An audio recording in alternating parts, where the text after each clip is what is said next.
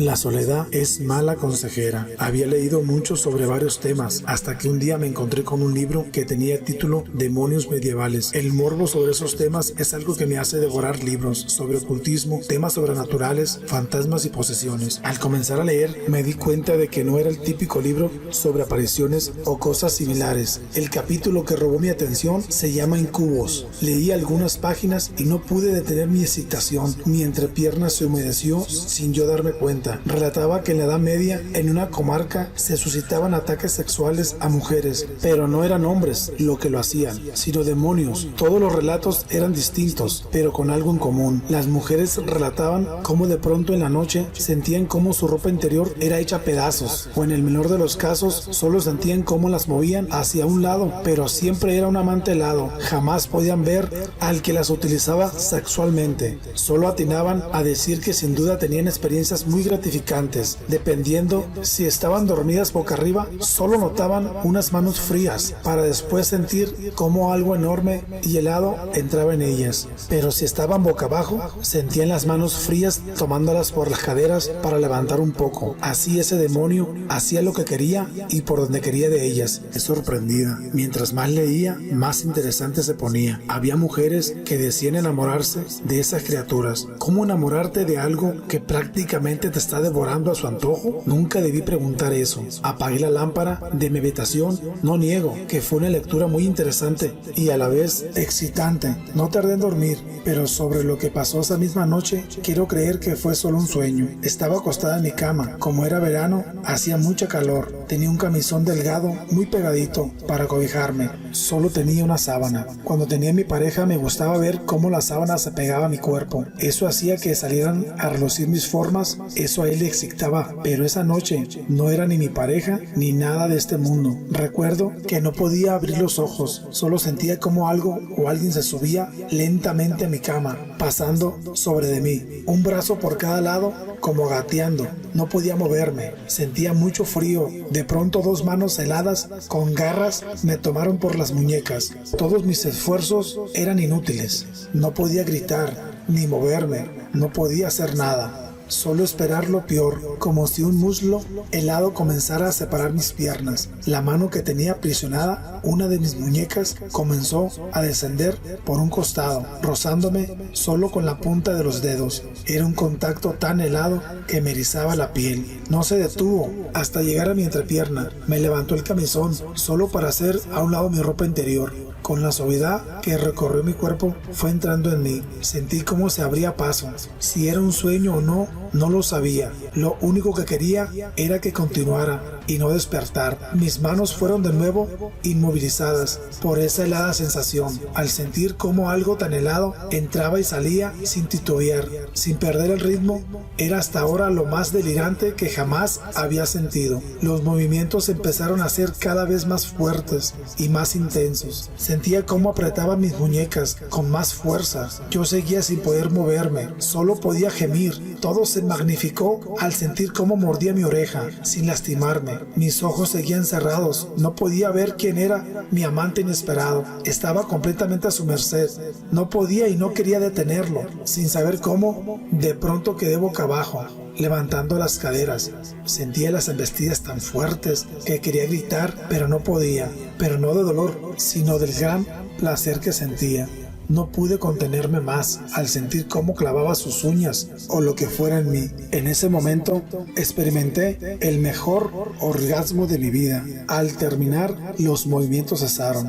Quedé tan fatigada que solo quería dormir sin importarme más. A la mañana siguiente me di cuenta que no había sido un sueño. Todo fue real. En mis manos tenía unas marcas, de hecho hasta arañazos. ¿Qué decir de mi cuerpo, que se sentía tan cansado, como si hubiese corrido un maratón? Aún mi entrepierna estaba húmeda. Me paré de la cama solo para entrar a la ducha a limpiarme. Ahora no sé qué hacer, si volver a leer el libro o deshacerme de él. Leí algunos casos en los cuales las mujeres mueren, pero el orgasmo que me hizo sentir es algo que ni en sueños imaginé. Yo creo que por lo pronto solo guardaré el libro, esperando no caer en esa deliciosa tentación de ser visitada de nuevo por mi amante inesperado. ¿Qué tal, amigos? Mi nombre es Abel. A pesar de los avances de la humanidad, aún hay personas que persisten en la ridícula superstición del ateísmo. Con estos videos, que es mucho más personal de lo que suelo exhibir, donde cuento las señales divinas que he recibido en mi vida. Espero que algún escéptico lo vea y pierda su incredulidad. A mí nadie me va a convencer de que Dios no actúa en el mundo, porque he vivido en mi propia carne cómo me va guiando. No es una teoría, es tan real como la misma vida. Quiero dejar en claro que las historias que voy a poner no son milagrosas. Un milagro es un hecho que la ciencia es incapaz de explicar, como la curación instantánea de un enfermo o la resurrección de un muerto. Personalmente, nunca he sido testigo de un auténtico milagro, pero lo importante de estos videos es que me han pasado a mí. Y les cuento en primera persona. Soy consciente de que cualquiera de estas señales divinas podría tener una causa natural, sin necesidad de involucrar a Dios. Todo podría ser fruto de la casualidad. Sin embargo, el problema con la explicación antisobrenatural es que desafía la ley de la probabilidad, hasta límites que rozan en lo absurdo. Casi haría falta más fe para creer todo lo que les voy a contar. Realmente, la única manera de explicar todos estos videos es que detrás de todas estas historias está la mano proveniente de Dios. Puedes llamarme mentiroso o tomarme por un loco, pero todo lo que te voy a contar es real. Hace 4 años, un familiar muy querido estaba enfermo, mas no de gravedad. Acudimos a los servicios médicos para que le dieran la atención, pero por una negligencia médica falleció. Cabe mencionar que yo soy una persona que se dedica a hacer sanaciones espirituales y siempre me he manejado con Dios. Nunca he deseado ni hecho el mal a alguien. En medio de mi frustración, yo no encontraba la paz. Incluso pensé en renegar de Dios, ya que siempre he tratado de hacer las cosas como Él manda. Sin embargo, yo no sabía lo que el Señor tenía preparado para mí. Después del tercer día del funeral, y aún sin poder comprender por qué nos había pasado esto a nosotros, nos llegó una señal divina. Una señal enviada directamente desde el cielo. Mi casa es de 2 pisos. Un domingo por la mañana, aproximadamente a las 9, llegó un amigo a visitarme, y yo bajé de mi habitación para darle la bienvenida. Al darle la bienvenida, algo que me asombró bastante era que mi Cristo, un Cristo que tiene más de 10 años conmigo, estaba lleno de aceite. Yo pensé que era una broma, y no podía creer lo que estaba viendo. Aquel aceite emanaba directamente del rostro, sin ninguna explicación. Para mí, eso fue una señal divina, la cual nos brindó la tranquilidad de todo lo que habíamos pasado a raíz de la muerte de este ser querido. Sin embargo, este milagro no fue de por vida, solamente duró 3 días. Las personas más cercanas a mí fueron testigos de aquel hecho insólito. No lo quise hacer público por temor a perder aquel Cristo que tanto tiempo ha estado conmigo y hasta el día de hoy está conmigo físicamente, pero también espiritualmente sigue conmigo y yo estoy entregado a su voluntad. Para mí fue una prueba bastante difícil, pero no es la única señal que me ha llegado a la vida. En alguna época de mi vida viví en Union City, California, y me llegó una premonición donde yo iba a tener una batalla espiritual muy fuerte. Por lo tanto, me preparé espiritualmente, yendo al Santísimo todos los días durante 1 mes al culminar mi jornada laboral. Pero aquella premonición venía con fecha y con hora.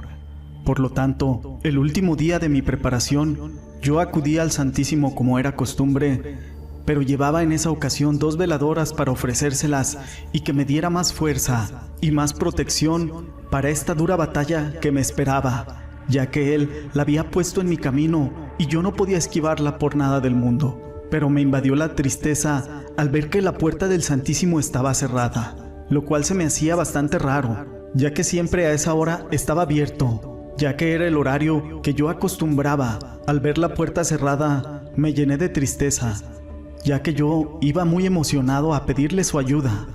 Sin embargo, me entretuve un poco viendo la Virgen del Rosario y decidí tomarle unas fotografías para tenerlas de recuerdo. Al tomar la primera fotografía, me di cuenta de que estaba muy lejos, Por lo tanto, me quise acercar un poco más para llevarme un recuerdo aún más bello y tomé una segunda fotografía. Ambas fotografías se las envié por mensaje a mi esposa y ella se percata de algo increíble. Al cambiar de una fotografía a otra, se ve claramente que se mueven los rostros y fijan la mirada hacia el lado izquierdo, y yo no me doy cuenta hasta que mi esposa me pregunta si es la misma Virgen, a lo que le contesto que sí, y ella me dice: mira, están observando hacia otro lado. Justo en ese momento se abre la puerta del Santísimo y observo que sale una persona alta y blanca. Le pedí la oportunidad de estar 5 minutos con el Santísimo y así poderle poner las veladoras que yo le llevaba. Aquellos 5 minutos que yo le había pedido a esa persona se convirtieron en más de 1 hora. Sin explicación alguna, transcurrió ese tiempo entre oraciones y pláticas con el Santísimo. Esa iglesia la frecuenté durante toda mi estancia en California y jamás volví a ver a esta persona. Ese es un hecho que me llama bastante la atención, por lo que me queda claro que esa fue otra señal divina. Pero no son las únicas señales que han llegado a mi vida. He tenido muchas, pero de eso les contaré más adelante. Me despido dejándoles un mensaje. Dios es nuestro amparo y nuestra fortaleza, nuestro pronto auxilio en las tribulaciones. Por lo tanto, no temeremos, aunque la tierra sea removida y traspasen los montes al corazón del mar. Esto fue Sanaciones Espirituales 510, en colaboración con Historias de Terror.